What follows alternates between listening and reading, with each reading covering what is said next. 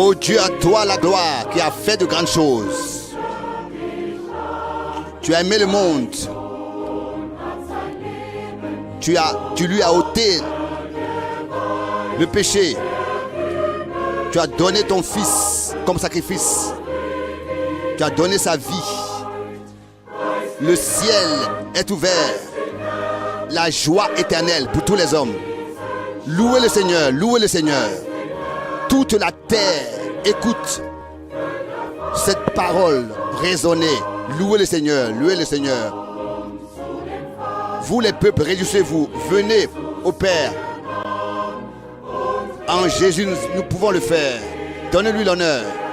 Lui qui a fait de grandes choses.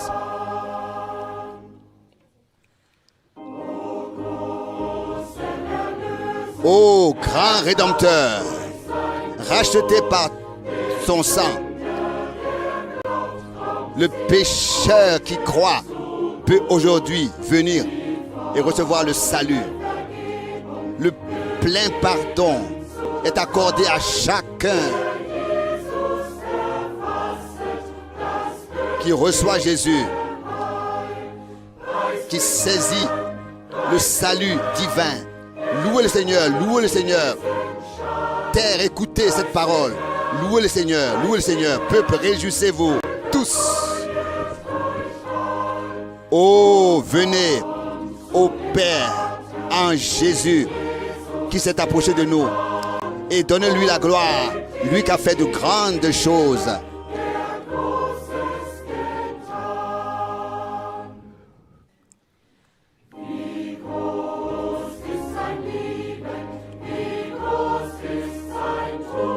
Comme grand est son amour, comme grand est son œuvre, grande est son œuvre.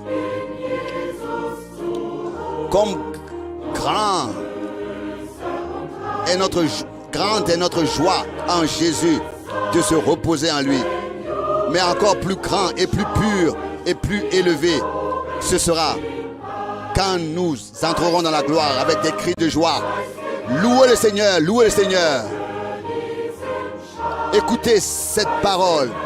Toute la terre, louez le Seigneur. Peuple, réjouissez-vous. Venez au Père.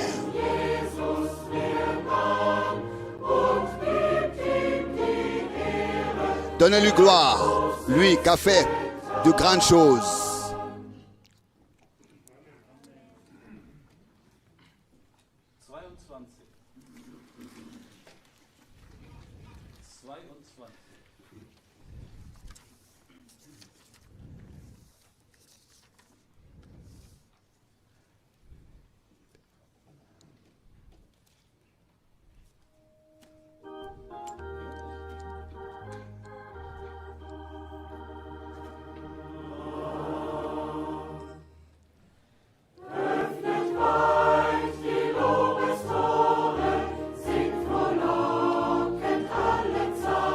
Ouvrez-vous, grande ouverte, les portes de la louange. Chantez en tout temps. Louez Dieu et son œuvre merveilleuse. Louez le Seigneur, vous tous les saints. Louez-le par des prières, par des cantiques, par des actions de grâce, par des reconnaissances. Louez-le pour la rédemption, pour sa grande grâce et bonté. Quand le cœur est plein de joie, cela s'exprime. Quelle consolation pour ceux qui sont opprimés dans la détresse et les heures de tribulation. Louez le Seigneur, vous les saints, dans son sanctuaire. Louez-le avec des prières et des cantiques. Tous les jours, nuit et jour. Louez-le pour la rédemption accomplie. Louez le Seigneur pour sa grâce et sa grande bonté.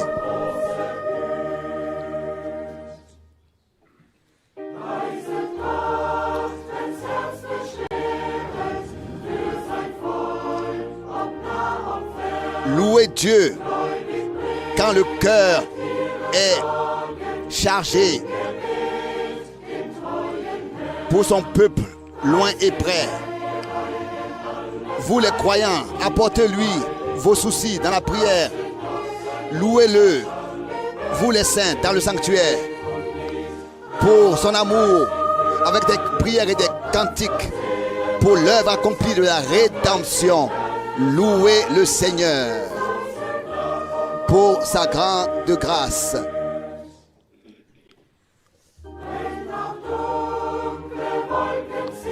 Même quand des nuages sombres obscurcissent le chemin et que l'enfer menace, criez de joie, chantez Alléluia, car la victoire nous demeure. Louez-le par des cantiques et des louanges. Louez le Seigneur.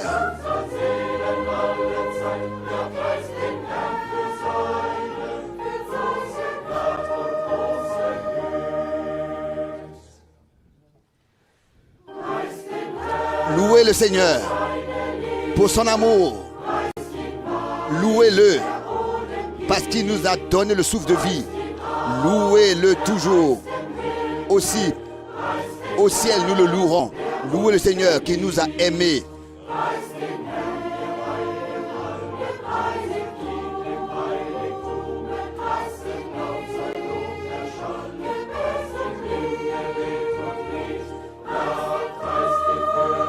Louez-le pour la rédemption.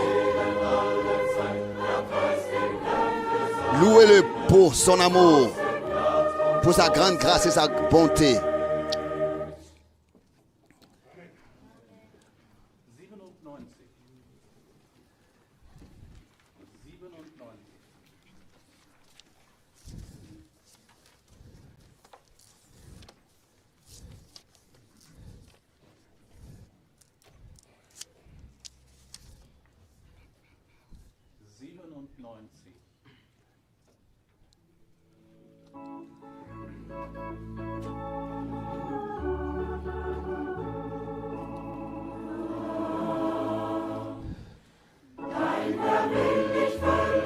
À toi, Seigneur, je veux t'appartenir entièrement.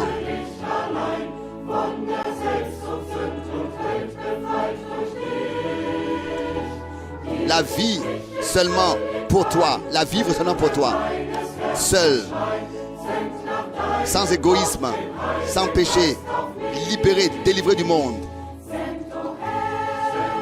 Je veux me consacrer entièrement à toi. Mon cœur envoie ta parole. Maintenant aussi, ton Saint-Esprit, la puissance du Saint-Esprit qui crée des cœurs nouveaux. La puissance du Saint-Esprit qui crée un cœur nouveau. Je voudrais par la grâce être un vainqueur ici dans la bataille. Et demeurer avec toi lié et uni pour toute éternité. Comme tu le désires. Enseigne-moi pas à pas. Enseigne-moi les Écritures. Envoie ta parole, envoie ton esprit. Envoie la puissance de ton esprit. Maintenant, envoie, Seigneur, la puissance de ton esprit. La puissance du Saint-Esprit qui purifie le cœur. Qui crée des cœurs purs. Qui crée des cœurs purs.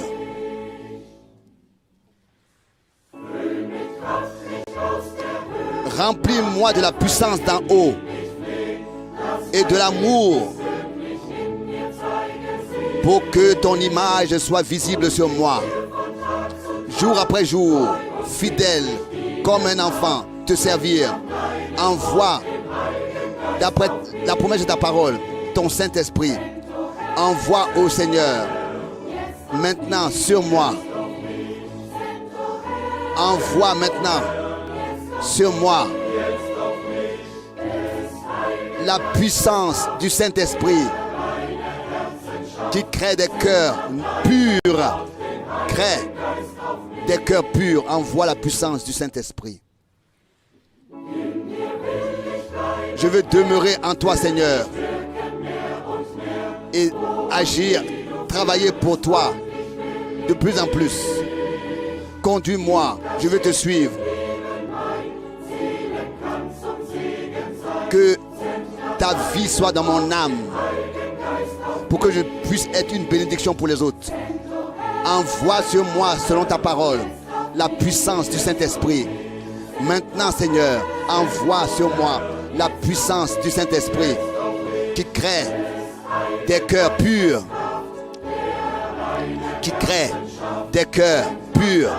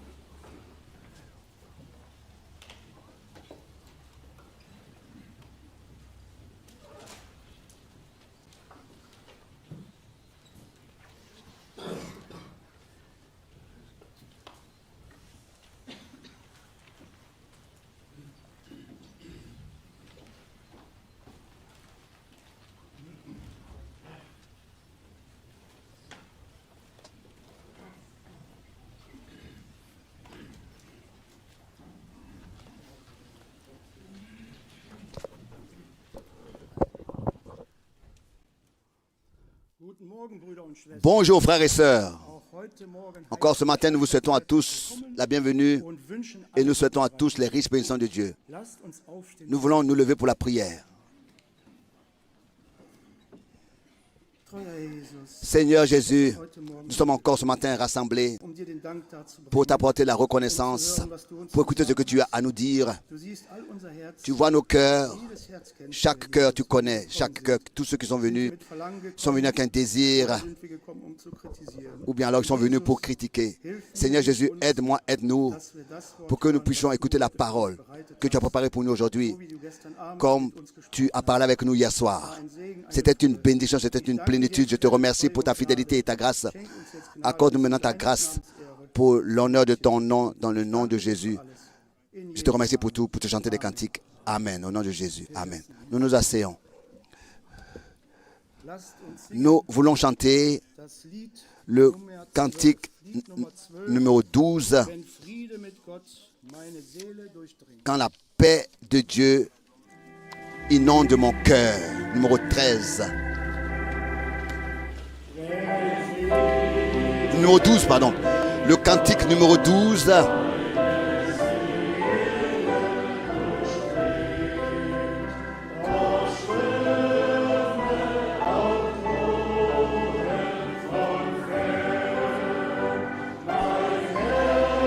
Jour mauvais de chanter avec foi, tout est bien, ma paix est éternelle.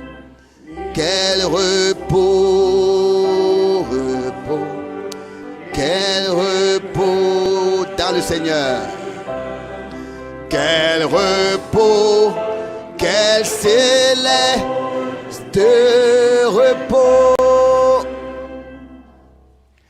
Quel repos céleste, mon fardeau n'est plus lépreux par le sang du calvaire.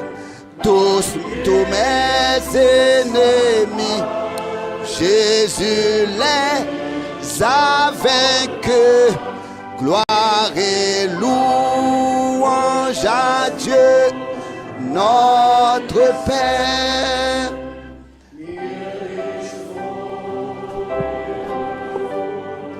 Quel repos, quel repos, quel céleste repos. Quel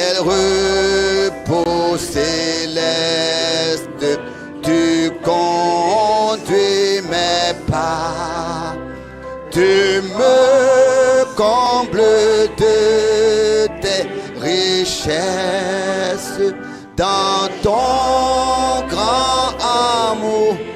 Chaque jour, tu sauras déployer envers moi tes tendresses. Quel repos, quel repos, quel repos, quel céleste repos, quel repos céleste quand enfin Seigneur auprès de toi j'aurai ma place. Après les travaux, les combats, la douleur, à jamais je pourrai voir ta face. Quel repos, quel repos, quel repos, quel céleste repos.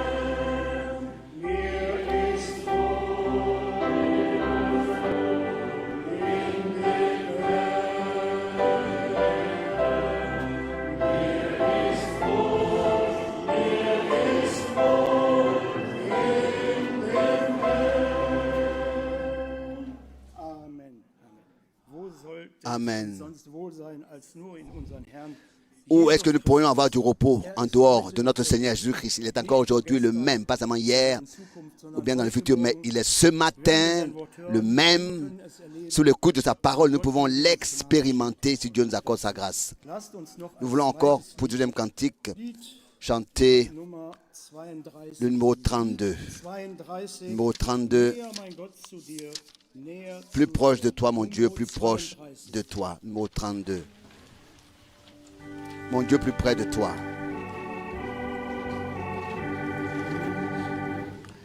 Mon Dieu, plus près de toi. Plus près de toi. C'est le cri de ma foi. Plus près de toi. Dans le jour où l'épreuve déborde comme un fleuve, garde-moi près de toi, plus près de toi. Plus près de toi, Seigneur, plus près de toi, alléluia. Tiens-moi dans ma douleur, plus près de toi. Alors que la souffrance fait son œuvre en silence, toujours plus près de toi, Seigneur, tiens-moi.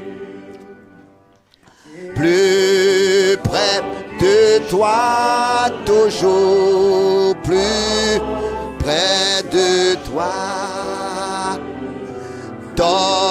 Donne-moi ton secours, soutiens ma foi. Que Satan se déchaîne, ton amour me ramène toujours plus près de toi, plus près de toi. Mon Dieu, plus près de toi, dans le désert. Alléluia, j'ai vu plus près de toi ton ciel ouvert. Pèlerin, bon courage, ton chant brave l'orage, mon Dieu plus près de toi, plus près de toi. Et si tu n'es joyeux, je prends les sorts, oubliant toutes choses vers grand trésor. Toujours mon chant sera, mon Dieu plus près de toi, mon Dieu plus près de toi, plus près de toi.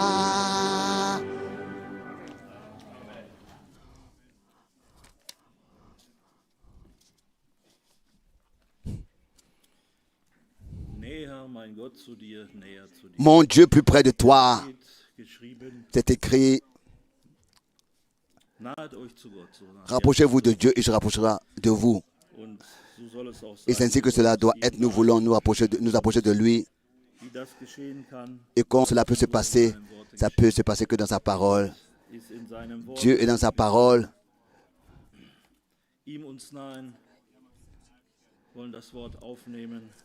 Pour s'approcher de lui, nous voulons recevoir sa parole, car sa parole est la semence qui est tombée dans notre cœur. Et le Saint-Esprit l'a vivifié. La parole s'est faite chair. Dieu s'est révélé à l'humanité en Jésus-Christ. Le seul endroit de rencontre avec Dieu, nous pouvons être reconnaissants de ce que nous l'avons rencontré, nous l'avons connu. Je voudrais encore aujourd'hui remettre des salutations de différents frères et sœurs qui nous ont demandé de saluer. Nous avons ici des salutations du frère Étienne et Erika Genton, adressées à nous tous, et aussi salutations du frère Giovanni de la Sicile et d'autres frères et sœurs nous saluent. La sœur Dorota qui demande qu'on prie pour elle. Et hier, nous avons aussi eu des visites de Kinshasa d'un frère dans le service. Il ne s'est pas fait connaître. Sinon, nous aurons pu l'appeler pour saluer l'Assemblée. Il ne peut pas être parmi nous aujourd'hui. Il a un vol. Le Seigneur connaît les siens et nous recevons toutes les salutations de partout et nous les remettons. Cela montre le lien entre les frères et entre les enfants de Dieu dans ce temps. À lui, le Seigneur soit la louange et la reconnaissance pour tout. Nous avons hier écouté des paroles sérieuses, graves de l'Écriture, des choses qui ont été traitées, que nous avons entendu beaucoup la semaine dernière. Et je dois dire sincèrement, cela m'interpelle beaucoup. Et pour moi, c'est comme s'examiner soi-même à l'endroit et en même temps chercher dans la parole de Dieu dans quel état nous sommes devant le Seigneur, comment est-ce que nous sommes en tant qu'individus devant le Seigneur, aussi dans la tâche qu'on a reçue. On se réjouit particulièrement quand une parole de cette manière est apportée, comme hier à la fin de 2 Timothée, le chapitre 2. Ça, j'aimerais, comme introduction aujourd'hui, partager ça avec vous, aussi en relation avec ce que nous avons entendu hier. Cela m'interpelle déjà. Le frère Helmut l'a déjà dit. Pas seulement ce que Dieu a fait et ce qu'il va faire. Ça, nous l'avons aussi entendu hier dans la prédication. Mais ce qu'il fait aujourd'hui, de l'accepter, de le recevoir et de remercier le Seigneur pour cela. Et nous sommes vraiment heureux et reconnaissants de ce que nous avons cette parole merveilleuse, la même parole que nous a été donnée, de la transmettre dans la certitude qu'il reçoit ce qui lui revient de plein droit avec son Église. Chacun a un devoir et nous voulons particulièrement nous tenir dans les promesses de Dieu que le Seigneur nous a faites pour qu'il puisse les accomplir. Nous voulons lire dans 2 Timothée, le chapitre 2. 2 Timothée, chapitre 2, à partir du premier verset.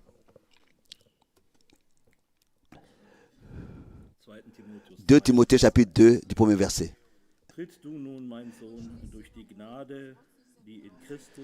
Toi donc, mon enfant, fortifie-toi dans la grâce qui est en Jésus-Christ. Et ce que tu as entendu de moi en présence de beaucoup de témoins, confie-le à des hommes fidèles qui soient capables de l'enseigner aussi à d'autres. Loué soit le Seigneur. Nous l'avons entendu hier. Nous pouvons être témoins de ça, de ce que dans nos jours, cela s'accomplit. Verset 3. Souffre avec moi comme un bon soldat de Jésus-Christ.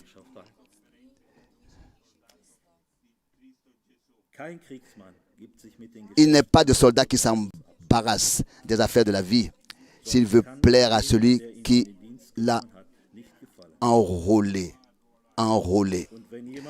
Et l'athlète n'est pas couronné s'il n'a pas combattu suivant les règles.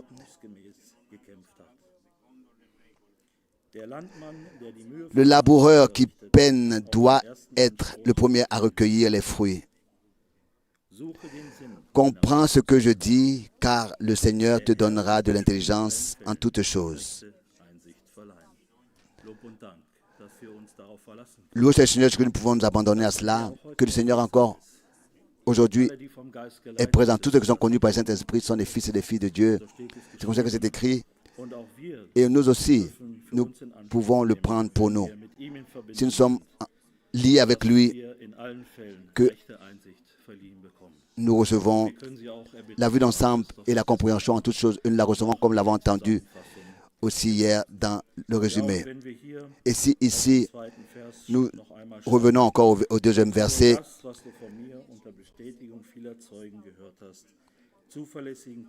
Confie-le à des hommes fidèles qui soient capables de l'enseigner aussi à d'autres. Mes pensées vont directement à Matthieu, chapitre 24, cette parole connue que nous avons assez entendue et lue. Et nous pouvons en cela reconnaître si Paul, ici, de cette manière, l'a tenu ainsi, comme dans Matthieu 24, au verset 45 jusqu'au verset 47, il est écrit qu'il n'a pas changé sa façon d'agir, se référant au Seigneur. Dans Matthieu 24, verset 45 au verset 47, qui a reçu cette tâche, nous connaissons les Écritures, Matthieu 24, verset 45 jusqu'au verset 47. Quel est donc le serviteur fidèle et prudent que son maître a établi sur ses domestiques pour leur donner la nourriture au temps convenable?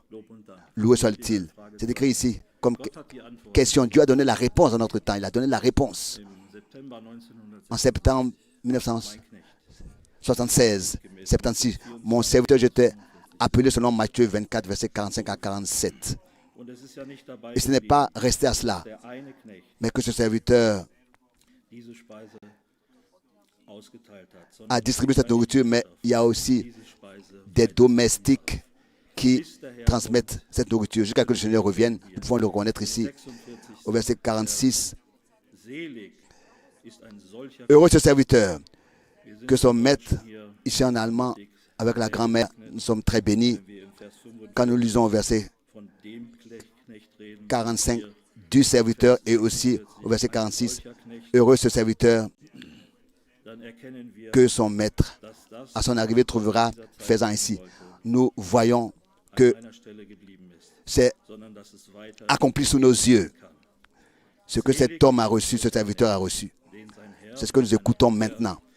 Heureux ce serviteur que son maître à son arrivée trouvera, faisant ainsi. Je vous le dis en vérité. Il établira sur tous ses biens. Loué soit-il, le Seigneur. Et ça aussi, nous l'avons entendu hier, de transmettre la même parole. Et c'est cela que nous reconnaissons, qui vient avec la même parole et qui peut rendre témoignage. Et ça, nous le trouvons dans Luc, premier chapitre. Luc, premier chapitre.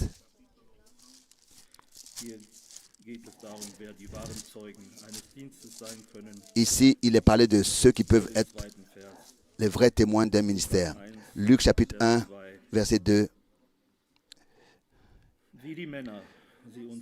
Suivant ce que nous ont transmis ceux qui ont été des témoins oculaires dès le commencement et sont devenus des ministres de la parole. Amen. Témoins oculaires et ministres de la parole. C'est cela que nous reconnaissons. Si quelqu'un vient, si quelqu'un parle, s'il a été un témoin oculaire et qu'il apporte la même parole que Dieu a révélée dans ce temps. Je suis très reconnaissant au Seigneur pour ce que nous avons entendu hier soir.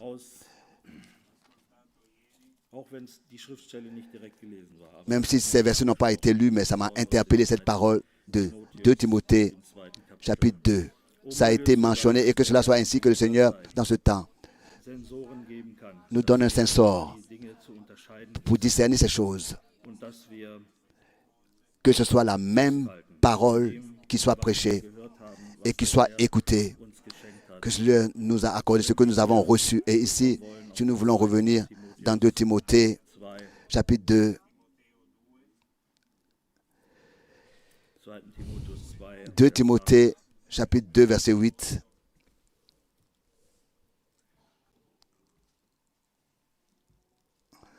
Pardon, 2 Timothée, chapitre 2, verset 8. Oui, verset 8. Après que Paul ait confié ces choses à Timothée, il dit ici, au verset 8, « Souviens-toi de Jésus-Christ, issu, Amen, issu de la ressuscité des morts, selon mon évangile, pour lequel je souffre. » Il lit seulement le verset 8. Celui qui a été crucifié, celui qui est ressuscité, c'est à lui que nous regardons. Il est venu en nous, nous avons reçu la vie divine. Ainsi Paul le dit ici à Timothée. Souviens-toi de Jésus-Christ, issu de la postérité de David, ressuscité des morts, selon mon évangile. Nous ne voulons pas nous égarer par ce qui se passe dans ce temps et nous distraire. Au verset 9, pour lequel je souffre jusqu'à être lié comme un malfaiteur. Mais la parole de Dieu n'est pas liée. Amen, alléluia. C'est pourquoi je supporte tout à cause des élus, afin qu'eux aussi obtiennent le salut qui est en Jésus-Christ avec la gloire éternelle. Cette parole est certaine. Si nous sommes morts avec lui, nous vivrons aussi avec lui. Si nous persévérons, nous régnerons aussi avec lui. Si nous le renions, lui aussi nous reniera. Si nous sommes infidèles, il demeure fidèle. Car il ne peut se renier lui-même. Que le Seigneur soit remercié. Nous sommes des hommes oublieux et faibles. Nous pouvons constater et se demander, est-ce que j'étais là fidèle, est-ce que c'était selon la parole de Dieu? Nous pouvons nous réjouir quand l'Esprit nous avertit, nous reprend, nous parle, et nous devons retenir ça dans notre vie. Nous pouvons ici nous tenir sur le verset 13. Si nous sommes infidèles, il demeure fidèle. C'est le temps de la grâce. Jésus-Christ est le même, hier, aujourd'hui et éternellement. Pourquoi? Paul dit ici, car il ne peut pas se renier lui-même. Ce qui se passe quand nous venons à lui, si nous sommes ses enfants, si nous invoquons son nom, il est présent pour nous aider. Le juste tombe 7 fois mais il se relève. À lui soit la louange, au Seigneur la reconnaissance. Aujourd'hui encore, en toutes les perspectives, en tout ce qui se passe, que ce soit dans notre vie personnelle, que ce soit dans la vie de l'Église, que ce soit dans les relations, nous voyons que c'est encore le temps de la grâce. À lui soit la louange, la reconnaissance pour cela de ce que il nous amènera au but. Sommes-nous infidèles, il reste fidèle, car il ne peut pas se renier lui-même. Nous avons un vivant auquel nous pouvons venir dans ce temps. Et nous pouvons parler avec lui. Et il nous répond. Il nous répond par ce qu'il a à nous dire par sa parole. Et sa parole est la vérité. Et la vérité, nous voulons l'écouter jusqu'à ce que nous passions de la foi à la vue. À lui soit la reconnaissance, que le Seigneur bénisse ses paroles dans nos cœurs. Nous voulons nous lever encore.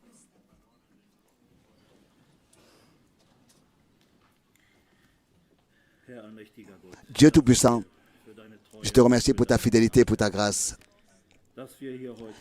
de ce que nous sommes ici rassemblés ce matin dans ce lieu d'adoration. Nous te remercions de ce que tu parles à tes enfants par ta parole qui a été révélée dans ce temps, qui est portée dans le monde entier. Nous te remercions ce matin pour tous les frères dans le monde entier qui, dans l'assemblée, te servent, fortifie-les, que nous soyons tous liés dans l'amour de Christ, que tu reviennes, que tu reçoives ce que tu reviennes de plein droit dans ce temps, comme nous l'avons entendu hier. Où il y a encore des manquements, nous voulons prier les uns pour les autres, Seigneur, car nous savons qu'auprès de toi, il y a encore la grâce. Notre tâche n'est pas de juger. Tu nous as rendus capables de juger tous à travers les Écritures, pas pour juger, mais avec patience, placer les choses sur le chandelier, revenir à ta parole et voir comment tout se tient. Nous te remercions pour ta fidélité, nous te remercions pour ta grâce. Bénis-nous tous ensemble.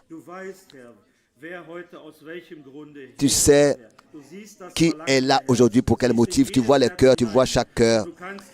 Et tu connais et tu peux révéler les pensées des cœurs. Quand nous écoutons ta parole, ici c'est ainsi, alors nous ne voulons pas, Seigneur, cacher les choses, mais nous voulons te remercier de ce que tu nous parles encore. Et que tu ouvres nos cœurs pour que tu puisses recevoir ce qui nous revient de plein droit dans notre vie. Pour que nous puissions dire, cette heure était une heure de préparation. À toi, la louange et la reconnaissance pour tout, maintenant et dans toute éternité. Alléluia. Amen.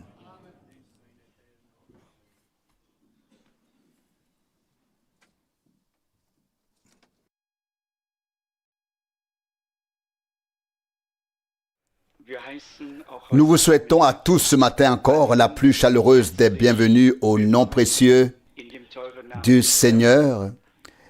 Et nous souhaitons les uns aux autres les riches bénédictions de Dieu. Juste une parole pour vous orienter. Ce lieu ne défend pas une confession particulière, mais il s'agit ici de la proclamation de la parole de Dieu telle qu'elle est écrite dans les Saintes Écritures, sans que nous l'interprétions ou la commentions, mais en croyant simplement de tout cœur ce qui y est écrit. Nous sommes convaincus que le ciel et la terre passeront, que toutes les interprétations passeront, que toutes les opinions humaines passeront. Tout passera. Mais la parole de Dieu demeure éternellement. Et celui qui a accueilli la parole de Dieu en lui-même demeure avec la parole pour l'éternité. Il y a tant de choses qui nous touchent. On aborde ici aussi de temps à autre les développements spirituels de notre époque. Il se passe tant de choses dans le monde. De temps à autre, nous en entendons parler. Frère Schmitt l'a brièvement mentionné et j'aimerais y faire référence aujourd'hui. Le mouvement charismatique, le mouvement pentecôtiste, divers mouvements qui sont aujourd'hui particulièrement connus et qui attirent également beaucoup de monde. Nous souhaitons également examiner les événements actuels à la lumière de la Bible, les replacer dans leur contexte et demander à Dieu sa grâce pour que tout se passe bien. J'ai assisté à toutes les réunions en Autriche et je dois le dire d'emblée, j'ai été très heureux d'entendre chanter en langue. Vous avez peut-être du mal à l'accepter pour l'instant, mais je me suis senti bien. Je me suis senti très, très bien. Et nous devons nous laisser corriger un peu. Nous devons devenir plus libres. Nous devons nous ouvrir davantage et laisser plus de place à l'Esprit de Dieu. C'était apaisant. C'était apaisant de voir de grandes foules chanter pour le Seigneur dans d'autres langues sur de magnifiques mélodies. J'ai levé les mains avec eux. J'ai chanté dans l'esprit aussi, dans une autre langue. Je l'ai fait. L'esprit vient de Dieu. Il faut simplement savoir ceci. Ce qui vient de Dieu doit être accepté, peu importe où et quand cela se passe.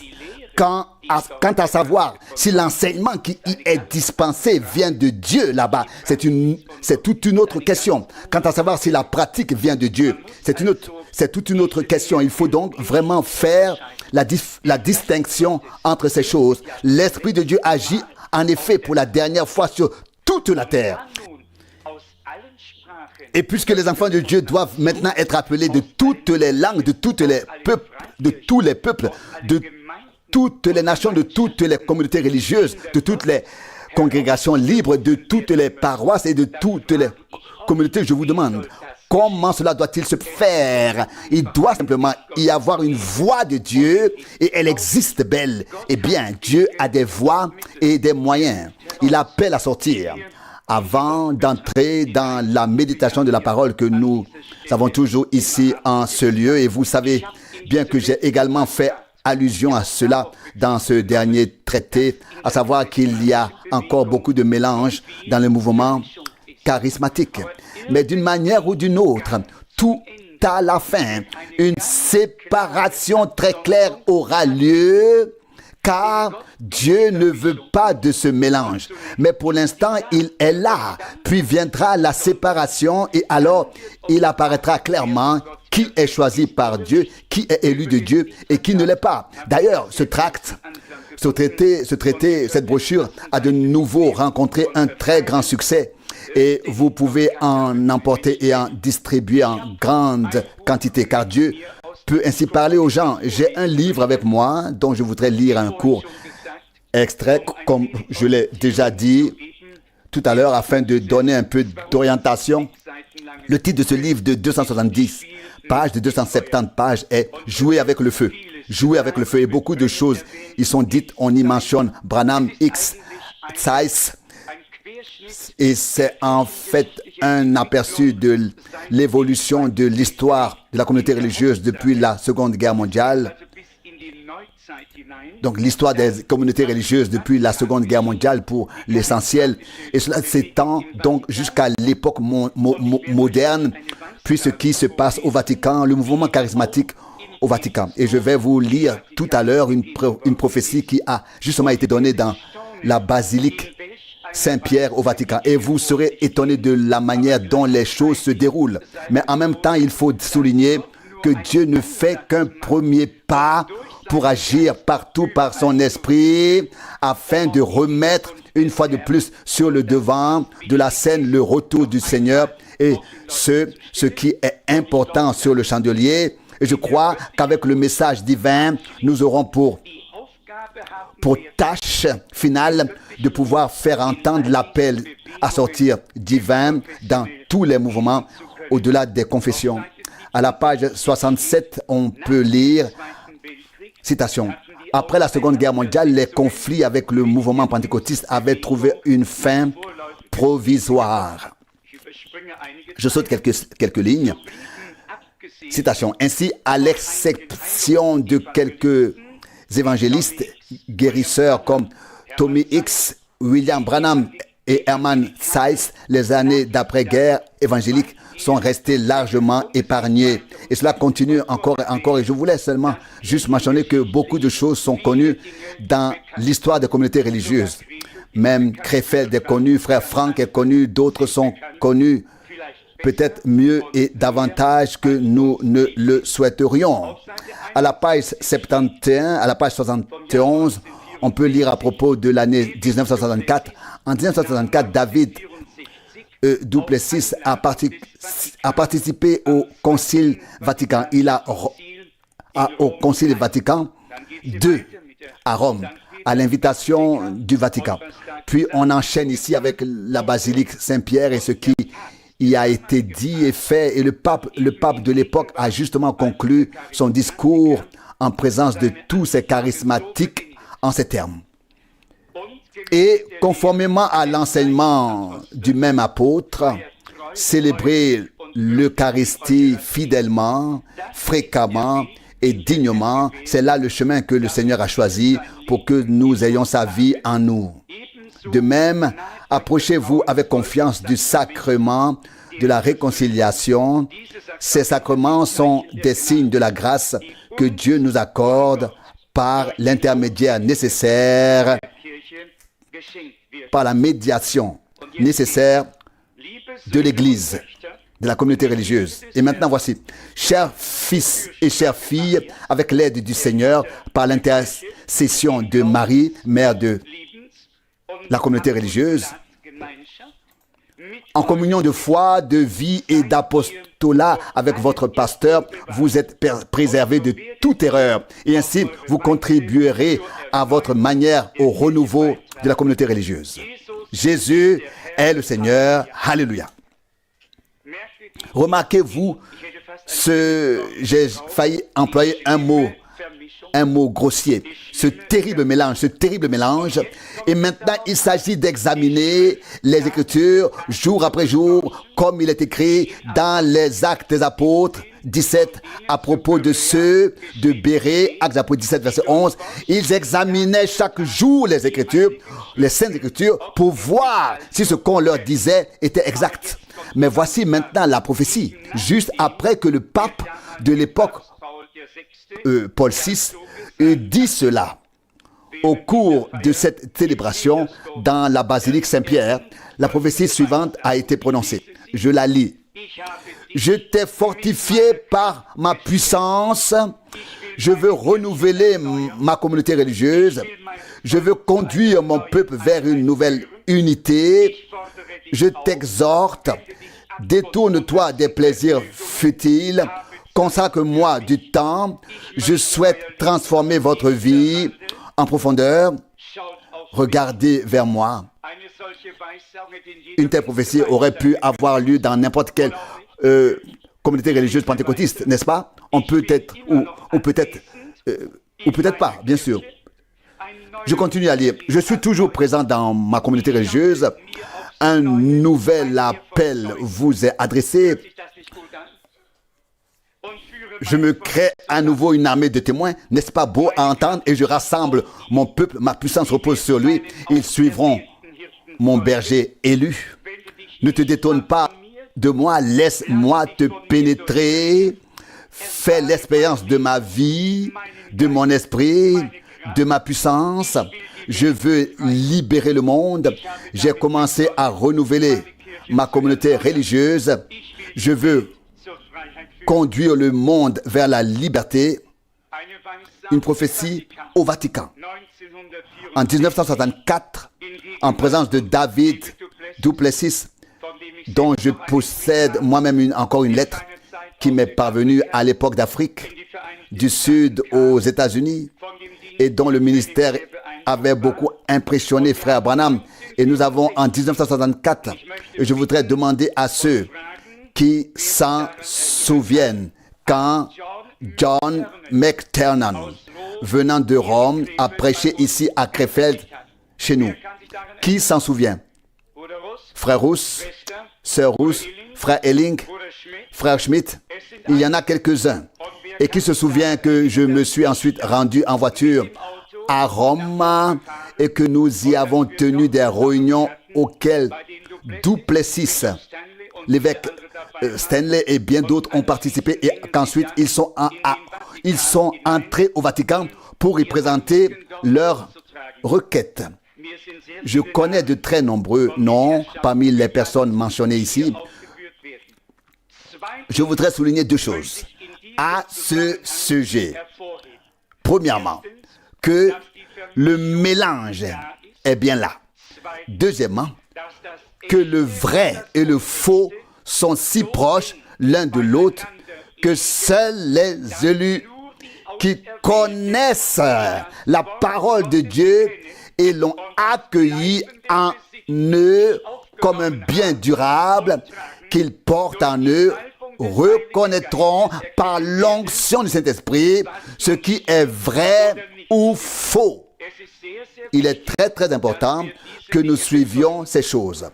Pouvez-vous imaginer qu'en réalité, à cette époque, dans cette génération, dans toutes les communautés religieuses, congrégations libres, dans les communautés religieuses autrefois complètement mortes, épiscopales, anglicanes, qu'elles soient dans la communauté religieuse luthérienne, partout, on parle maintenant en langue, on chante en langue, on prie pour les malades, tout est fait. Je le répète, c'est un très grave mélange qui perdure jusqu'à ce jour, mais l'Esprit de Dieu fait en sorte que les vérités bibliques pénètrent de plus en plus dans l'opinion publique mondiale et que les gens n'en prennent pas seulement connaissance quelque part dans le plus petit cercle qui n'a suscité aucune attention, mais que ces choses soient portées à la connaissance du grand public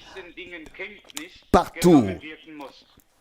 Ici, à la page 116, il y a tout simplement une parole très marquante ou une déclaration d'un homme qui dit ce qui suit. Les signes et les miracles sont la carte de visite du royaume de Dieu et ne sont pas limités à l'époque de Jésus et des apôtres. L'accomplissement concret des œuvres du Christ, y compris les signes et les miracles, devrait faire partie intégrante de la vie chrétienne normale. C'est écrit dans ce livre, ici à la page 116. Mes chers frères et sœurs, retenons ceci. Quelle que soit l'ampleur de la confusion, du mélange, ayons la grâce de demander à Dieu de nous donner plus que ce que tous les autres ont. L'avons-nous compris? Nous croyons aux signes et aux miracles, mais des signes et des miracles se produiront partout. Il est dit du faux prophète au singulier, du faux prophète au singulier, qu'il accomplira des miracles, qu'il fera même tomber du feu du ciel. C'est ainsi qu'il est écrit.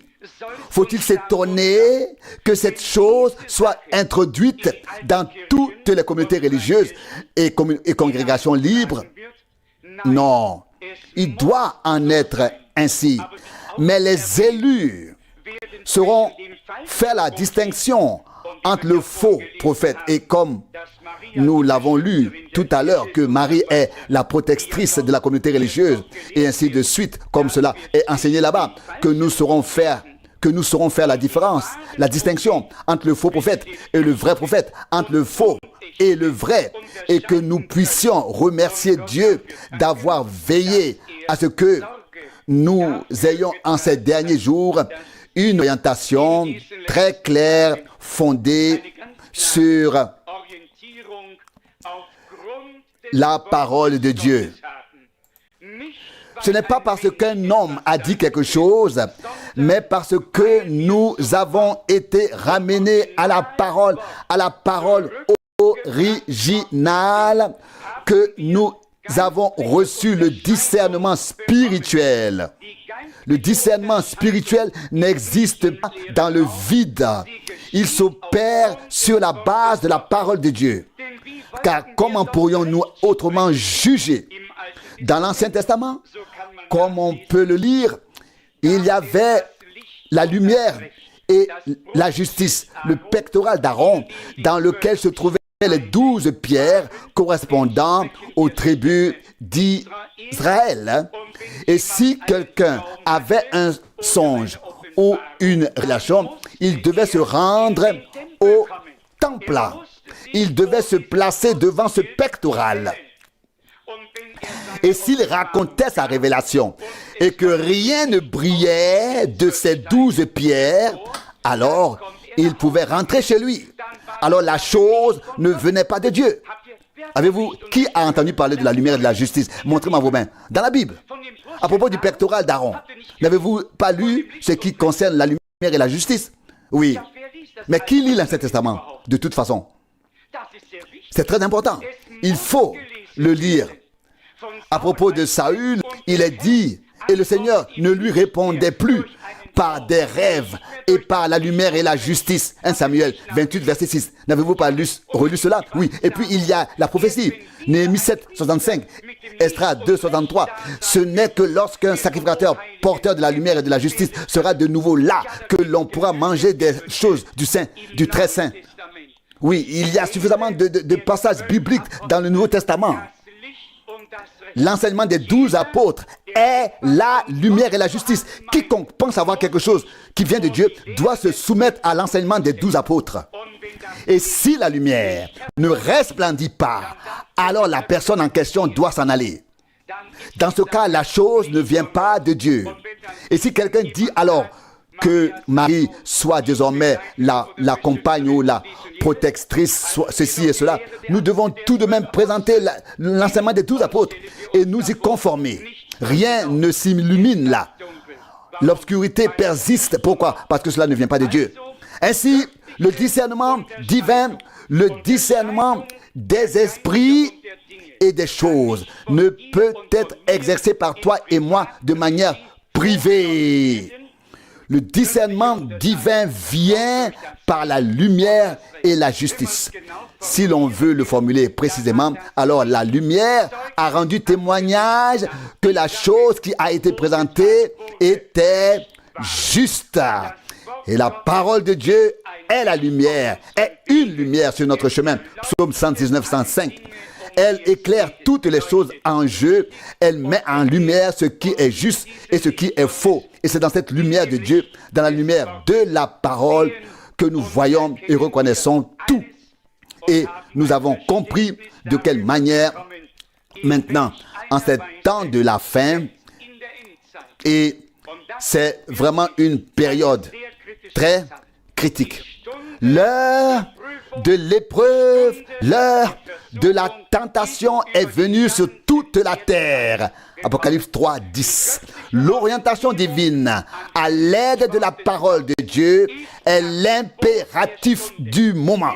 Celui qui ne s'oriente pas selon la parole de Dieu et qui n'intègre pas sérieusement en lui les enseignements et les vérités écrits n'aura tout simplement pas une vision claire et encore moins la capacité de discerner ce dont il s'agit réellement. Nous devons également tenir compte du fait qu'à tout moment, il y a toujours eu un certain mélange. Lorsque Israël est sorti d'Égypte, comme le dit la Bible, 600 000 hommes, sans compter les femmes et les hommes et les enfants. Et juste après, on lit et une foule de gens du peuple partit avec eux. Exode 12, 38. Il y avait ceux qui, en vertu de la promesse divine, sont sortis à juste titre. Et puis, il y avait, Dieu sait combien d'autres, qui les ont simplement suivis. Il ne faut donc pas condamner cette situation, mais demander à Dieu de rendre justice et que ceux qui sont véritablement siens, ceux qui véritablement lui appartiennent, ceux qui vraiment reçoivent et accueillent sa parole en eux, ceux qui sont animés par son esprit, ceux qui sont conduits toujours plus profondément dans les Saintes Écritures. Car c'est ce que nous avons lu dans la parole, dans l'Épître aux Romains. Tous ceux qui sont conduits par l'Esprit de Dieu sont fils de Dieu. Fils de Dieu. Il nous faut donc maintenant faire la distinction, s'il vous plaît, ne jugez pas, ne pas juger et encore moins condamner, mais comprenez simplement, c'est l'œuvre ultime de Dieu, la dernière action de Dieu. Et le soleil maintenant brille sur les justes et les injustes, la pluie tombe sur les méchants et les bons. Tout ce qui se trouve dans les champs de la terre est arrosé par la pluie spirituelle, mais ensuite vient. C'est à leurs fruits que vous les reconnaîtrez. Matthieu 7, verset 16. On ne peut pas cueillir des figues sur des épines ou des chardons. C'est alors que l'on se rend compte de ce qu'il y a réellement en l'homme, de quelle vie il est animé et qui se manifeste à travers lui. La vie divine ramène toujours à la parole vivante. Car Jésus a dit, les paroles que je vous ai dites sont esprit et sont vie.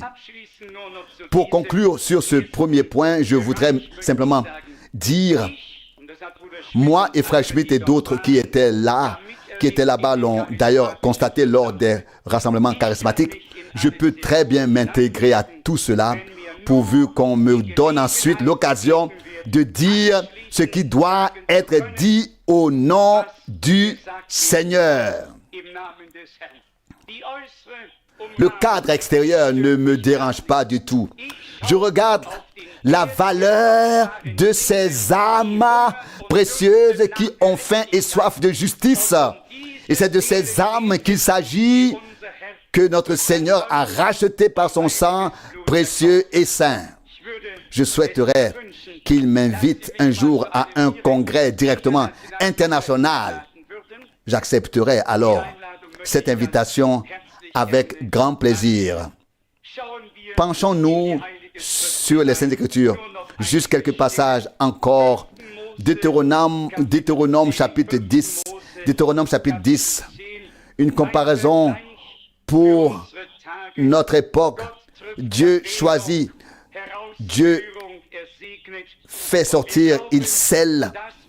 Il a élu. Et nous croyons que nous sommes à nouveau tout près d'un exode, d'une sortie, à savoir la sortie de l'épouse de Jésus-Christ de cette terre et son entrée dans la gloire. Je crois que ce moment est très proche, mais personne ne peut dire combien de temps cela prendra encore. Même celui qui le voudrait ne le peut pas. Dieu a fait en sorte que personne, pas même les anges, n'en ait connaissance. Rendons-lui grâce pour cela. Veillons donc et prions précisément parce que nous ne savons pas quand notre Seigneur viendra nous chercher afin d'être prêts à tout moment à le rencontrer. Puis-je vous demander, avant de lire les paroles de l'Écriture, de vous lever une fois encore pour la prière. Père Céleste, je te remercie de tout mon cœur pour ce jour que tu as fait. Mon Dieu, tu nous donnes une vue d'ensemble et une orientation par ta parole au Seigneur. Nous te remercions tout particulièrement pour la révélation prophétique que tu nous as donnée ces derniers jours, afin que sur la base de ta parole et par ton esprit, nous puissions clairement discerner de quoi il s'agit. Seigneur bien-aimé, agis encore une fois par ton esprit. Oui, embrasse toutes les nations, toutes les dénominations, ô Seigneur, afin de pouvoir appeler ton peuple à sortir, la troupe rachetée par ton sang. Seigneur bien-aimé, accorde-nous alors la part qui nous a été destinée par toi, à savoir proclamer l'appel à sortir, comme au son de la trompette, ce que tu as à dire. Tout est confié au Seigneur. Nous te prions maintenant d'être présent parmi nous pendant cette partie de notre service divin au Seigneur. Pardonne tout, enlève tous les soucis, toutes les détresses, tout ce qui nous accable. Et là où il y a encore des malentendus, là où la clarté fait encore défaut, ô Seigneur, accorde-nous ta grâce en toutes choses. Seigneur, nous nous sentons bien en ta présence. Sois loué et glorifié. Lave-nous dans ton précieux sang. Redonne-nous l'accès à toi, à ton trône de grâce, la véritable communion avec toi par le Saint-Esprit, afin que nous puissions t'adorer en esprit et en vérité. Seigneur bien-aimé, nous sommes ici rassemblés au niveau international et nous sommes tous des pèlerins sur terre. Notre citoyenneté est dans les cieux. Alléluia. Tu reviendras bientôt pour venir chercher ton troupeau racheté par ton sang. Fais-nous participer à l'appel à sortir, à la préparation, à l'achèvement, à la perfection. Nous te louons, nous te remercions, nous te glorifions, nous t'adorons. Alléluia, alléluia. Sois rendu à toi, Dieu vivant, maintenant et pour l'éternité. Alléluia. Bénis avec nous ton peuple qui t'adore d'un seul cœur, Seigneur bien-aimé. Et nous te le répétons, si tu peux nous utiliser pour porter le dernier message, ouvre les portes alors au Seigneur et ouvre les cœurs afin que ta parole se répande et que tu puisses parvenir à ce qui te revient de plein droit et à ton but, et que l'accomplissement ait lieu, l'achèvement, la perfection ait lieu. À toi, Dieu Tout-Puissant, que tout soit offert au nom saint de Jésus. Amen. Amen. Nous lisons dans Deutéronome chapitre 10, verset 14. Deutéronome chapitre 10, verset 14. Souviens-toi bien, c'est au Seigneur, ton Dieu, qu'appartiennent les cieux. Oui, les cieux des cieux, la terre et tout ce qui s'y trouve. Verset 15. Et pourtant, c'est à tes pères seulement que le Seigneur s'est attaché par amour, et c'est vous, leurs descendants, qu'il a choisi parmi tous les peuples. Comme cela est devenu évident aujourd'hui. Circoncisez donc le cœur de votre chair et ne vous montrez plus rebelle. Verset 17. Car le Seigneur, votre Dieu, est le Dieu des dieux et le Seigneur des seigneurs, le Dieu grand, puissant et redoutable, qui ne fait pas exception de personne et ne se laisse pas corrompre. Une parole merveilleuse.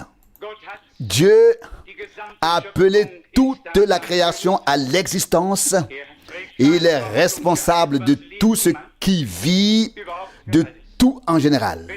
Quand il s'agit d'élection, nous la voyons en Abraham, puis en Isaac et Jacob, puis chez les 12 patriarches, où justement ces 12 hommes dont sont issus les 12 tribus d'Israël. Dieu avait pris une décision.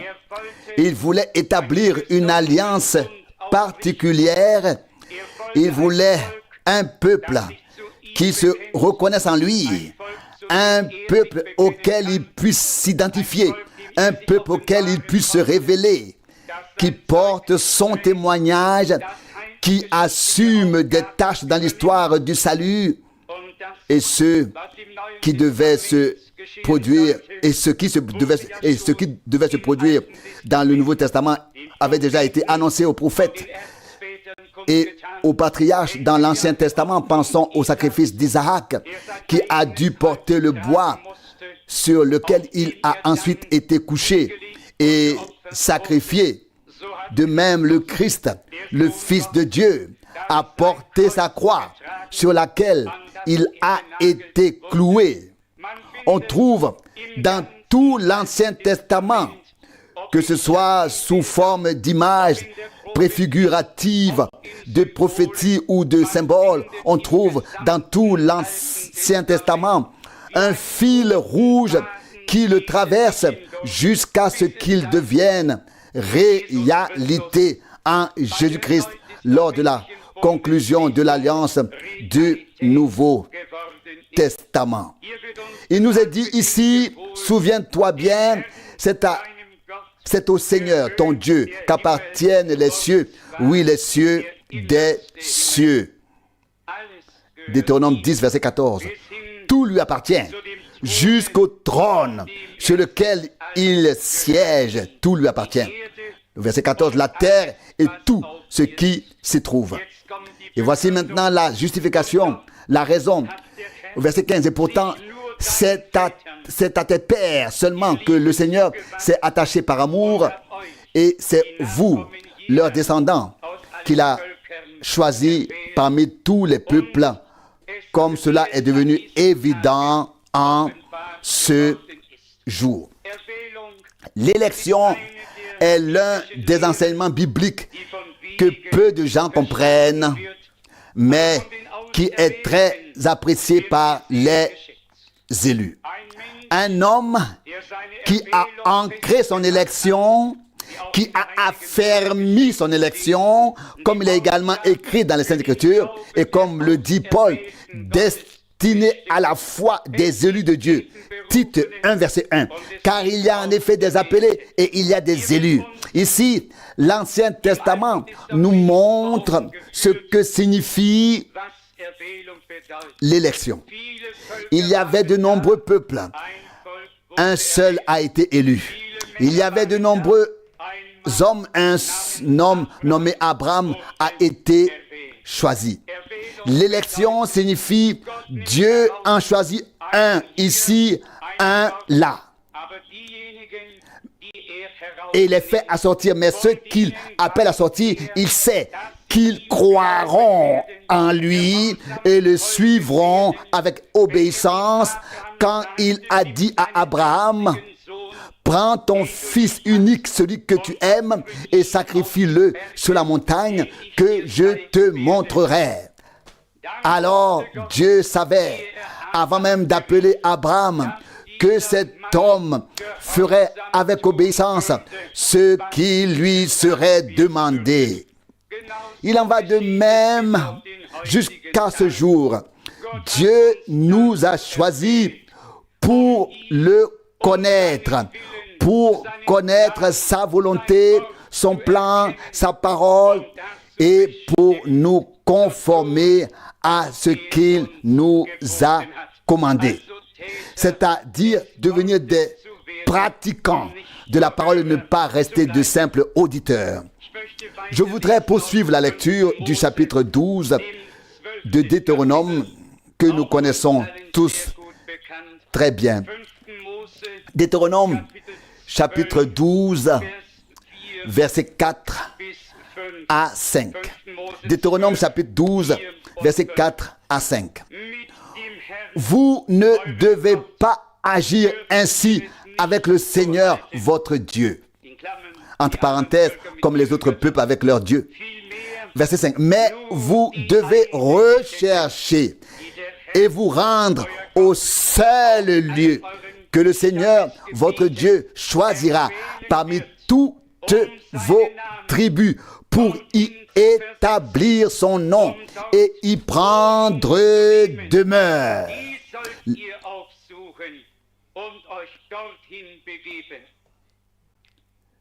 L'élection englobe tout. Que Dieu révèle son nom, qu'il désigne le lieu, qu'il rassemble son peuple là où il se trouve lui-même, là où il a établi sa demeure. Nous pouvons parcourir tout l'Ancien Testament. Dieu avait dit, je demeurerai au milieu de vous, je marcherai parmi vous, je serai votre Dieu et vous serez mon peuple. Lévitique 26, 12. Le peuple de Dieu n'a pas été abandonné. Dieu a établi sa demeure ici-bas, sur terre, dans le cœur de ceux qui ont fait l'expérience de son élection. C'est à eux qu'il a révélé sa parole et son nom par grâce. Dans l'Ancien Testament, nous lisons à maintes reprises, à l'époque de Moïse, comment le Seigneur descendait lui-même dans la colonne de nuée et de feu au-dessus de la tente de la rencontre pour y parler avec Moïse. J'y crois. Je ne crois pas que la Bible nous rapporte des choses qui ne se sont pas produites. Je crois que Dieu nous a laissé des témoignages véridiques dans sa parole. Je crois que cela s'est passé tel qu'on nous l'a rapporté, tel qu'on nous le rapporte. Je n'ai aucune raison de remettre en question ce que Dieu a fait ou ce qu'il nous a fait rapporter. S'il est écrit que de l'eau a jailli du rocher que Moïse avait frappé avec son bâton, alors je le crois de tout mon cœur. Et s'il est en outre écrit dans 1 Corinthiens 10 que ce rocher était le Christ dont le peuple d'Israël s'est abreuvé, alors je le crois aussi de tout mon cœur et de toute mon âme. De lui jaillit la vie, que ce soit dans l'Ancien ou le Nouveau Testament. Il est le lieu central de la révélation du Dieu vivant. Et Yahvé de l'Ancien Testament est Jésus du Nouveau Testament. Le même Seigneur, le même Roi, le même je suis. De grands théologiens ont également écrit à ce sujet, mais ils n'ont pas eu la révélation nécessaire pour voir et décrire tout cela d'un point de vue divin. Je voudrais lire Josué 3, des versets 9 à 13. Josué, chapitre 3, versets 9 à 13. Josué dit alors aux Israélites, « Approchez-vous et écoutez les paroles du Seigneur, votre Dieu. » Verset 10. Puis Josué prononça ce discours. « C'est à cela que vous saurez qu'un Dieu vivant est au milieu de vous. » Je passe ensuite rapidement le reste du verset et continue à partir du verset 11. Verset 11. « Voici l'arche de l'alliance du Seigneur de toute la terre passera devant vous à travers le Jourdain. » Verset 12. « Choisissez donc 12 hommes parmi les tribus d'Israël, un homme par tribu. » Verset 13. « Dès que la plante des pieds des sacrificateurs qui portent l'arche de Dieu, le Seigneur de toute la terre aura touché l'eau du Jourdain, c'est-à-dire l'eau qui coule d'en haut, sera soudainement coupée du reste de l'eau et s'arrêtera comme un seul barrage. Ainsi avait parlé Dieu, Et ainsi il en fut. Pouvez-vous dire Amen? Où est l'Amen? Cette adhésion intérieure à l'action divine. Ici, il n'y avait plus de colonne de feu, plus de colonne de nuée. Qu'y avait-il ici? La parole révélée par Dieu se trouvait dans l'arche de l'Alliance. Et ces hommes de Dieu, à ce moment-là, n'étaient pas des prophètes. Ils n'avaient pas besoin d'être des prophètes, mais ils avaient la parole qui était sortie de la bouche de Dieu, la parole de la promesse divine. Et ils ont porté cette parole, et c'est pourquoi Dieu s'en est reconnu. Nous lisons une parole correspondante dans le psaume 114. Si ma mémoire est bonne, psaume 114, verset 1. Alléluia. Tout le monde aurait pu dire ici Alléluia, ici aussi. Nous devons devenir plus vivants, croyez-moi. C'est nécessaire pour que l'Esprit de Dieu puisse agir plus largement et plus profondément. Psaume 114. Alléluia. Quand Israël sortit d'Égypte, la maison de Jacob, d'un peuple de langue étrangère, verset 2, Juda devint son sanctuaire, Israël son domaine. Verset 3, la mer le vit et s'enfuit, le Jourdain se retira. Verset 4, les montagnes bondissaient comme des béliers, les collines comme des agneaux. Je le crois, car c'est ainsi qu'il est écrit dans la Bible. Le Dieu vivant qui a ordonné toutes choses, à qui il peut donner de la fermeté, il peut les faire bondir, qui peut les rendre joyeuses, qui peut faire applaudir les arbres. Si c'est ainsi écrit dans la Bible, une branche ne peut-elle pas en toucher une autre? Cela ne peut-il pas arriver avec Dieu? Tout est possible.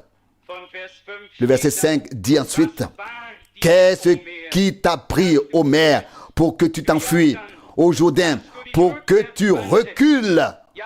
Oui, qu'est-ce qui t'a pris, ma mer rouge? Qu'est-ce qui t'a pris, Jourdain? Pourquoi t'es-tu divisé? Pourquoi l'eau s'est-il dressée comme un mur? Nous continuons à la lecture. Verset 6, montagne, pourquoi avez-vous bondi comme des béliers, collines comme des agneaux? Qu'est-ce qui vous a pris? Qu'est-ce qui t'a pris, mer? Qu'est-ce qui t'a pris, Jourdain? Vous les montagnes, vous les collines, et vous les arbres de toute la nature, que vous est-il arrivé? Que s'est-il passé? La réponse au verset 7. Tremble, ô terre, devant la face du Seigneur, devant la face du Dieu de Jacob. Verset 8. Le rocher se change en étang, le gravier en source jaillissante.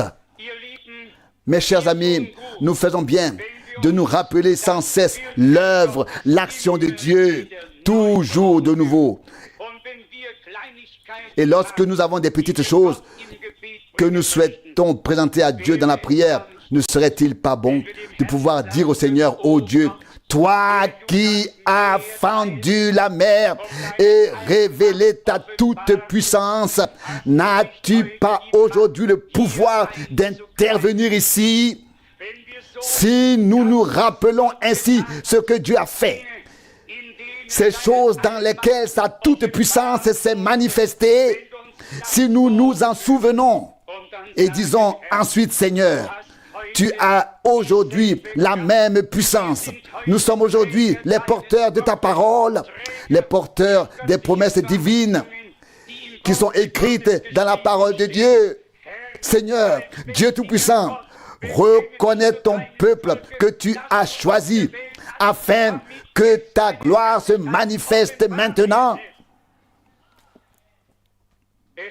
Il ne suffit pas seulement de célébrer un service divin, de lire quelques passages des Écritures, de chanter quelques cantiques, puis d'attendre que retentisse l'Amen.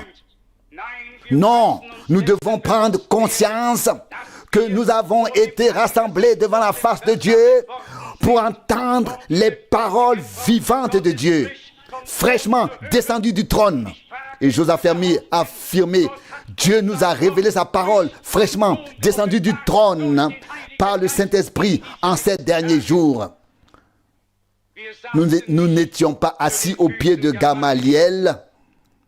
Je voudrais peut-être formuler cela ainsi. Pas au pied d'un Paul ou d'un frère Branham. Nous sommes encore aujourd'hui assis au pied de Jésus-Christ, notre Seigneur. Nous sommes enseignés par l'Esprit de Dieu et conduits dans toute la vérité. Nous sommes reconnaissants envers tous les serviteurs que Dieu a envoyés, qu'il a utilisés. Et j'aimerais pouvoir pleurer en ce moment. Mais je ne saurais pas beaucoup de choses que je sais aujourd'hui si Dieu n'avait pas révélé sa parole prophétique. Je n'aurais aucun message d'actualité pour ce jour si je n'avais pas entendu le messager et reçu la révélation des liens, des contextes dans la parole de Dieu. Et ainsi les voix de Dieu sont tout simplement merveilleuses et nous ne pouvons que rendre grâce et rendre gloire à notre Seigneur. Qu'est-ce qui t'est arrivé, Omer? Qu'as-tu fait, Jourdain? Qu'avez-vous fait, montagne, colline et tout ce qui s'y trouvait? Cela s'est produit pour l'amour du Seigneur, à cause du Seigneur qui a créé les cieux et la terre, mais qui avait désormais choisi un peuple. Il a fait cette promesse à Abraham, probablement dès Genève 15, verset 13. Au bout de 400 ans, je ferai sortir ton peuple de ce pays étranger, et ce d'une main puissante. Lorsque le temps fut accompli, le Seigneur apparut à Moïse et le chargea de faire ce qu'il avait prévu. Dois-je m'y opposer? Non. Si je connais la promesse, et c'est là que le petit mot « si », quand tout prend tout son sens. Le petit mot « si » prend tout son sens. Si l'on connaît la promesse que Dieu a faite, alors tout va bien. Si on ne la connaît pas, alors on ne sait que faire de ce que Dieu accomplit. Et c'est pourquoi cette parole magnifique est écrite dans l'Ancien Testament. Prenez courage, vous qui en ces jours entendez les paroles de la prophétie. Qui connaît ce passage biblique? Je voudrais peut-être lire 2 ou 3 passages à ce sujet. Il est en effet essentiel que nous ayons en ces jours-ci une véritable orientation biblique. Je lis dans Agé, chapitre 1, Agé, chapitre 1, verset 12. Alors Zorobabel, fils de Zéatil, Josué le grand sacrificateur, fils de Josadak, et tous ceux qui restaient du peuple, écoutèrent l'avertissement du Seigneur leur Dieu, c'est-à-dire les paroles du prophète Agé, dont ils reconnurent, alléluia, dont ils reconnurent qu'il avait été, qui, comme ils le savaient, le reconnurent, avait été envoyé vers eux par le Seigneur leur Dieu. Hier, nous avons lu la parole où le prophète, c'était sans doute Amos, vint vers le roi et lui dit: pas ici, va-t'en d'ici, car c'est une résidence royale. Tu n'as rien à proclamer ici. Et nous avons constaté ce qui devait alors arriver et qui s'est produit à coup sûr, car la bouche du Seigneur l'avait ainsi dit. C'était Osée, je crois, qu'avons-nous lu hier soir? Amos, tout à fait. Oui, Amos. Merci beaucoup. Dans tous ces prophètes, il y a les passages les plus merveilleux qui parlent de ce que Dieu a fait et des conséquences qui en découlent que cela soit accepté ou rejeté. Je tiens également à préciser que nous ne voulons pas proférer de menaces, ni semer la peur et l'angoisse chez qui que ce soit. Et pourtant, il est de notre devoir de rappeler avec le plus grand sérieux qu'il ne faut pas ignorer ce que Dieu fait et passer à côté, mais l'accepter avec reconnaissance. C'était le chapitre 7 d'Amos. Ceux qui ne l'ont pas entendu hier soir ou qui souhaitent le relire peuvent le faire. Dans ce passage, nous avons lu que les hommes de son époque où le peuple ont reconnu que cet homme avait été envoyé vers eux par le Seigneur. C'est précisément ce qui importe aujourd'hui dans nos jours. Et écoutez encore une fois la formulation. Je lis la deuxième partie du verset 12. AG 1, verset 12, deuxième partie. Et tous ceux qui restaient du peuple écoutèrent l'avertissement du Seigneur, leur Dieu, à savoir les paroles du prophète Agé, dont ils reconnurent qu'il avait été envoyé vers eux par le Seigneur, leur Dieu. À propos de Jean-Baptiste, il est dit, c'était un homme envoyé par Dieu. Combien de fois l'avons-nous déjà dit? Cette formulation est tout simplement magnifique, merveilleuse. Un homme envoyé par Dieu, avec le message de Dieu au peuple de Dieu, afin de préparer un peuple pour le Seigneur et de tracer le chemin de Dieu, pour que de frayer, de préparer le chemin de Dieu, afin que la gloire de Dieu soit révélée. Bien-aimés, puis-je aujourd'hui, dans cette petite réunion, grande peut-être pour nous, très petite pour d'autres, puis-je vous demander, connaissez-vous un homme de renom, de rang et de nom dans cette génération dont on pourrait vraiment dire c'est un homme envoyé par Dieu qui baptise comme les apôtres baptisaient, qui enseigne comme ils enseignaient, à qui la parole de Dieu est venue et qui a vraiment été envoyé par Dieu. Par Dieu. Nous ne voulons pas citer de nom, mais nous les connaissons bien. Et là encore, nous ne voulons pas juger. Le plus grand évangéliste s'est rendu 3 fois chez le pape. 3 fois. Et il y a reçu sa bénédiction. Catherine Kuhlman y était, beaucoup d'autres y étaient. Mais il y avait un homme qui était également à Rome et qui devait donner cet après-midi-là l'interview préparée par Blomberg. Et il a demandé quelles sont les formalités. On lui a alors répondu, ne lui tourne jamais le dos, avance vers lui, recule pour t'éloigner de lui, et tous les détails lui ont été expliqués. Et il n'a eu qu'une seule phrase. Just forget it. Oubliez ça, tout simplement. C'était tout. Cela signifiait. Suffisait. Pas comme ça. Pas comme ça. Pas comme ça. Et un vrai prophète, pourrait-il aller voir le faux prophète pour y recevoir encore une bénédiction? Loin de là.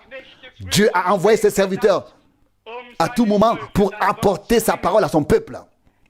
Ici, il nous est rapporté comment ils ont reconnu qu'il avait été envoyé vers eux par le Seigneur leur Dieu. Oh, mon cœur se déchire. Je sais, pourtant, je sais devant Dieu, la Bible ouverte devant moi, que l'histoire du salut s'est accomplie dans notre génération et que nous vivons à la veille du retour du Seigneur. Où sont ceux qui reconnaissent maintenant ce que Dieu a fait en nos jours? Oui, qui reconnaissent le temps, le message et ce que Dieu est en train de faire maintenant. Pour clarifier les choses, précisons ceci.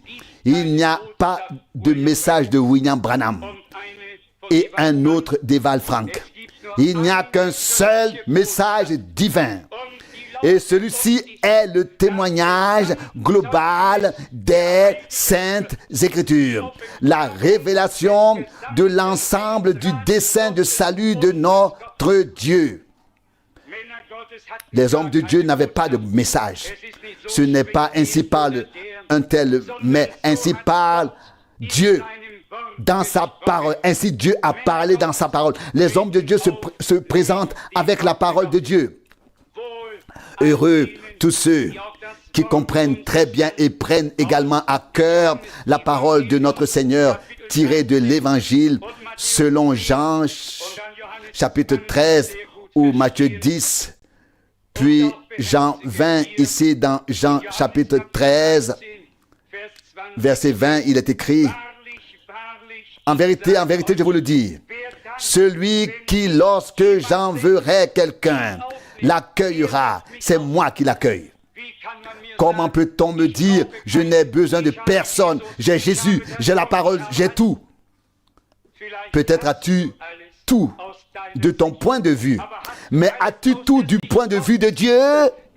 Es-tu à jour dans le royaume de Dieu? C'est pourtant écrit ici. Notre Seigneur l'a dit, en vérité, en vérité. Et quand on entend en vérité, il faut faire très attention à ce qui suit. Mais si on l'entend deux fois de suite, alors il ne faut plus du tout continuer à lire, mais vraiment s'immerger dans le verset auquel cela fait référence. En vérité, je vous le dis. À qui s'adresse-t-il? À ses disciples, ceux dont il est question ici au chapitre 13, avec lesquels il a célébré le repas, préparé le lavage des pieds, etc. C'est-à-dire aux siens. Au verset 20, en vérité, je vous le dis, celui qui, lorsque j'enverrai quelqu'un, celui qui le reçoit. Nous croyons qu'un homme a été envoyé par Dieu, nous le croyons de tout notre cœur.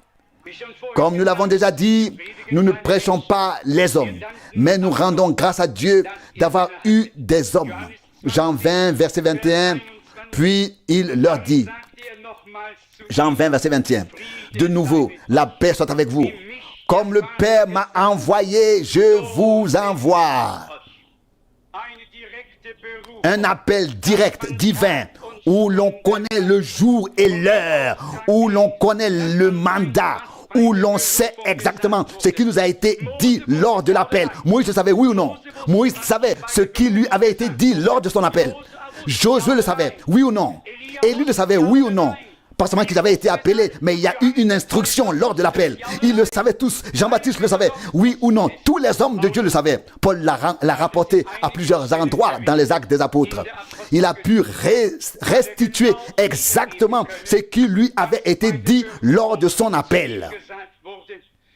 Je t'enverrai au loin, vers les nations. Nous disposons de plusieurs récits de cette expérience. En les rassemblant, on obtient une vue d'ensemble de ce qui s'est passé. Chaque homme de Dieu connaissait le jour et l'heure et connaît encore aujourd'hui la formulation exacte des paroles prononcées par le Seigneur lors de son appel. Mes chers amis, à l'époque, on ne l'a pas reconnu. À l'époque, qui étaient ceux déjà dont nous venons de lire au passage Amos? Là, on ne l'a pas reconnu.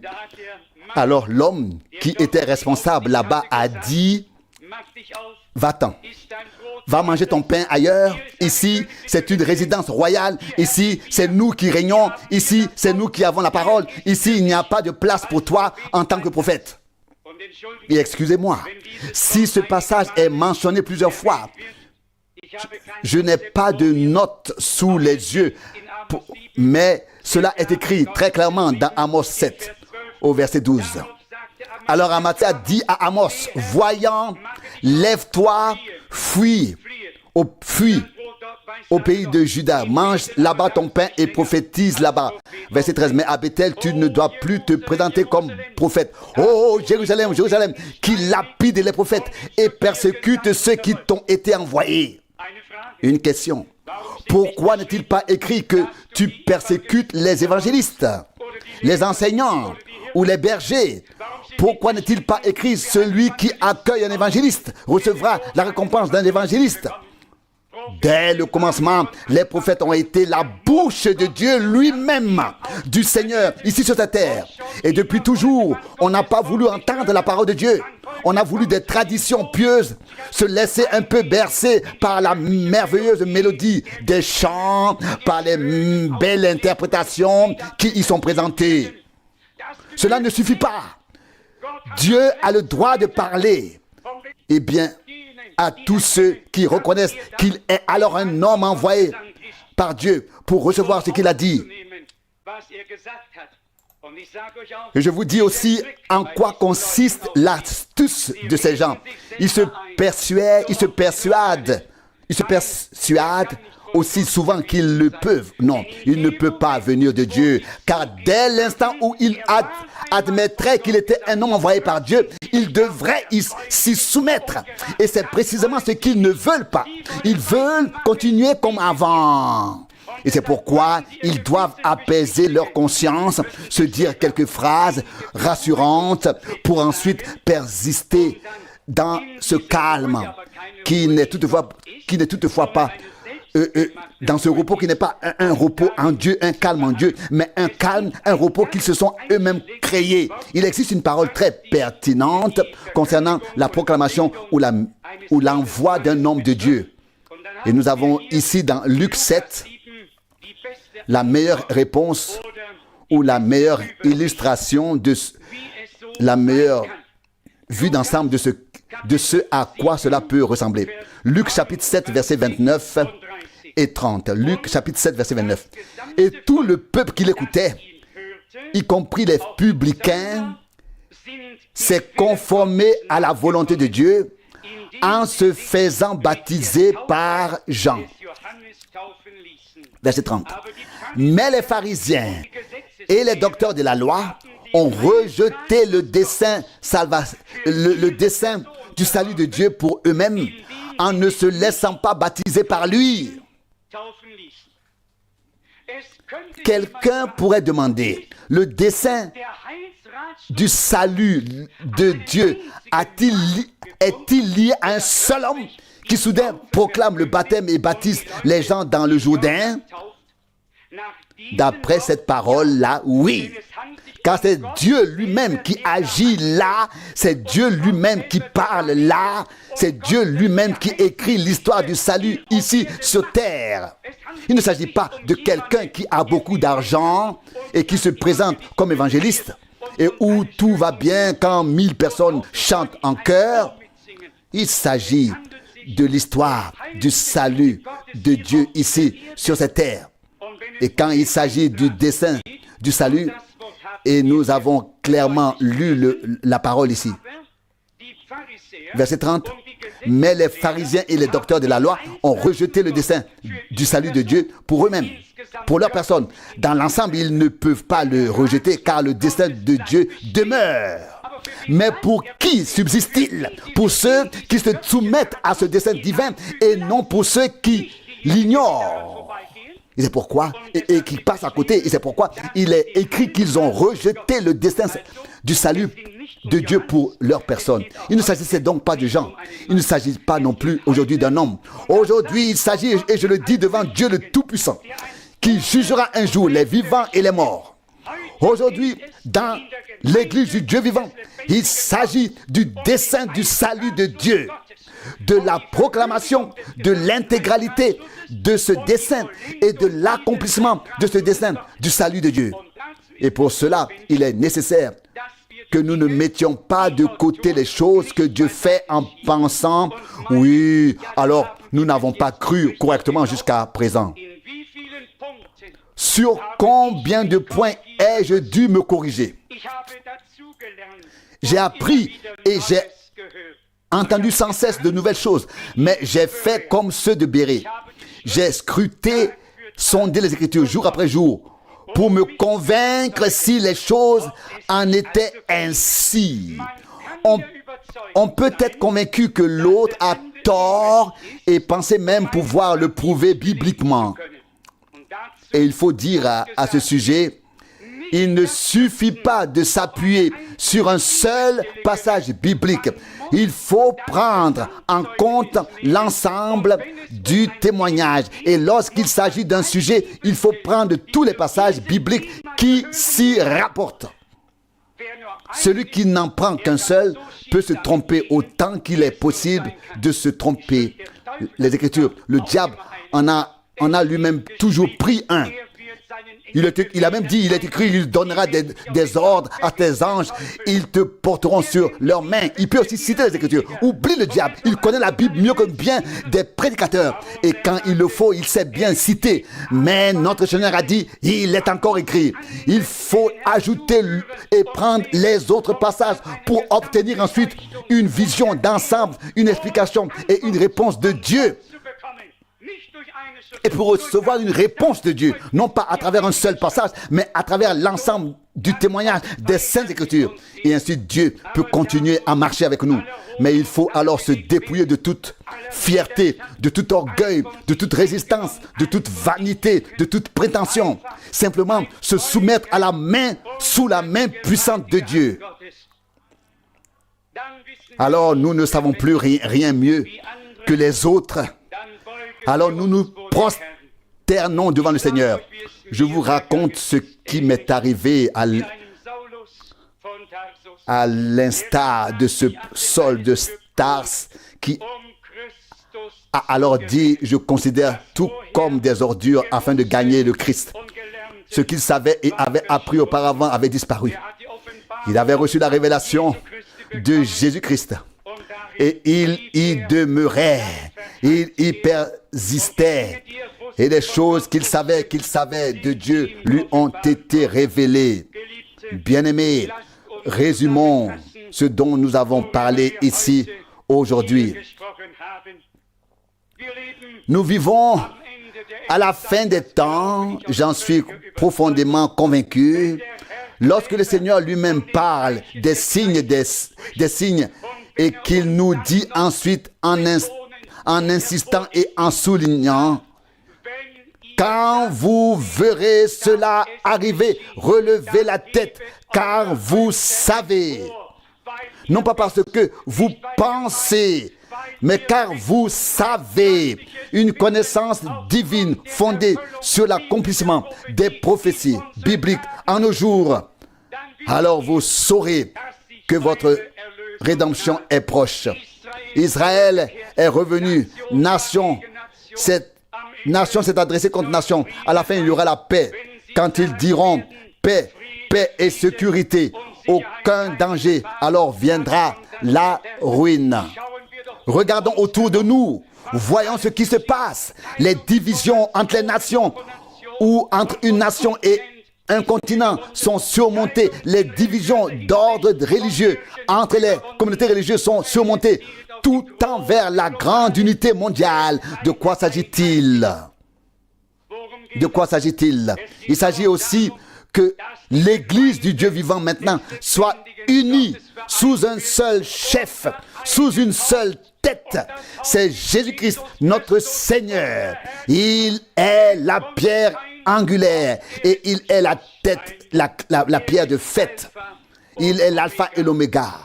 Dans le domaine spirituel, nous voyons que l'Esprit de Dieu s'est véritablement mis en action partout, dans toutes les communautés religieuses et congrégations libres, afin d'accomplir d'une manière ou d'une autre l'œuvre finale, pour que le nombre soit complet et que le Seigneur puisse revenir. Et il a dit dans Zacharie 4, ce n'est ni par les armées, ni par la puissance que cela se fera, mais par mon esprit. Et quand je lis ici, dans ce livre de 270 pages, de 270 pages, qu'on célèbre le repas à la manière catholique uniquement avec l'hostie, mais qu'ensuite on chante en langue, quand on dit que Marie est la fondatrice et la protectrice de la communauté religieuse et bien d'autres choses encore. Alors je sais bien faire la distinction, je sais bien ce qui est vrai et ce qui est faux et ce qui ne l'est pas, mais je me garderai bien de remettre en cause l'action du Saint-Esprit. Laissez donc à l'action du Saint-Esprit, toute sa liberté, afin qu'il soit répandu sur toute chair, pour qu'ensuite, par l'action du Saint-Esprit, la parole s'y ajoute et qu'à la fin, l'on puisse adorer en esprit et en vérité. À savoir, la parole est la vérité. Et ainsi, Dieu appellera à sortir les siens parmi tous les peuples, toutes les langues, toutes les dénominations, parmi toutes les confessions et les nations. Une chose est sûre, ce n'est pas un mouvement charismatique qui sera enlevé, mais l'épouse de l'agneau, celle qui a été lavée dans le sang de l'agneau. Je suis racheté, j'ai le droit de m'en glorifier, celle qui a porté la parole, celle qui a été scellée par l'Esprit pour le jour de la rédemption de son corps. Ce ne sont pas tous ceux qui disent Seigneur, Seigneur, qui entreront au ciel. Ce ne sont pas non plus tous ceux qui chassent les démons, comme nous le lisons en Matthieu 7, verset 21. Mais ceux qui font la volonté de mon Père qui est dans les cieux. Nous faisons la distinction entre la puissante irruption et l'action de l'Esprit de Dieu et la cristallisation de la véritable épouse de l'agneau qui se part, qui est perfectionnée, achevée, qui porte le nom de l'époux, qui porte sa nature, qui porte sa vie, qui est scellée par le Saint-Esprit pour le jour de la rédemption de son corps. Ce n'est pas à nous de juger, mais au Seigneur. Et nous sommes convaincus qu'il aura sa manière d'agir comme il est écrit. Il lui est agréable parmi tous les peuples que ceux qui se répandent et viennent à lui. Qui était Martin Luther? Un moine catholique romain. Qui étaient tous ces autres grands hommes dont Dieu s'est servi au cours de l'histoire de l'Église? Ils sont issus de différentes communautés religieuses. Et aujourd'hui encore, pour conclure, Dieu appelle parmi tous les peuples, toutes les langues et toutes les nations. Mais il s'agit de ce que Jésus a dit. Matthieu 16, verset 18. Je bâtirai mon Église et les portes de l'enfer ne provoqueront point contre elle. Nous faisons la distinction entre une secousse et un bouleversement, entre une action du Saint-Esprit et ensuite l'appel à sortir et la préparation de la véritable épouse de l'agneau. Loué et exalté soit le Seigneur, notre Dieu, pour ses merveilles et son action merveilleuse en nos jours. Qu'il soit loué et exalté dans l'éternité. Alléluia, pour l'éternité. Alléluia. Amen, amen. Levons-nous et remercions ensemble le Seigneur. Frère Rousse, veux-tu, s'il te plaît, remercier? Père Céleste, nous te remercions de tout cœur pour ta précieuse et sainte parole, ainsi que pour cette heure du matin au Seigneur. Nous te remercions de tout cœur de nous avoir accueillis, plein de grâce, de nous avoir arrachés de tout, de nous avoir donné la clarté, Seigneur, sur ta parole, Seigneur, sur tes paroles, ô Seigneur. Seigneur, nous ne voulons pas nous exalter nous-mêmes, mais nous nous humilions devant toi, le Seigneur vivant, véritable et fidèle. Et nous te remercions, Seigneur, de tout cœur. Seigneur, pour ta grâce, pour ta fidélité, pour ta miséricorde, Seigneur. Nous te remercions aussi, Seigneur, d'appeler en ces jours si des hommes à sortir, que tu éclaires, Seigneur, comme tu as éclairé Saul en l'appelant à sortir sur le chemin de Damas, Seigneur. Louange et remerciements, gloire et adoration. Seigneur, nous te prions. Appelle encore tes élus parmi les dénominations. Ô Seigneur, laisse-les venir à toi et qu'ensemble, côte à côte, nous te servions, Seigneur, et attendions, Seigneur, ton apparition prochaine. Seigneur, car tu vas bientôt apparaître, Seigneur. Louange, gloire et adoration, Seigneur. Nous voyons des gens suivre leur propre chemin, leur propre tradition, leur propre credo, Seigneur. Mais ton peuple, il va de clarté en clarté. Il va de niveau en niveau. Il monte vers le ciel. Alléluia. Que louange et honneur, gloire et adoration te soient rendus. Même en cette heure du matin, au nom de Jésus. Alléluia. Amen. Amen.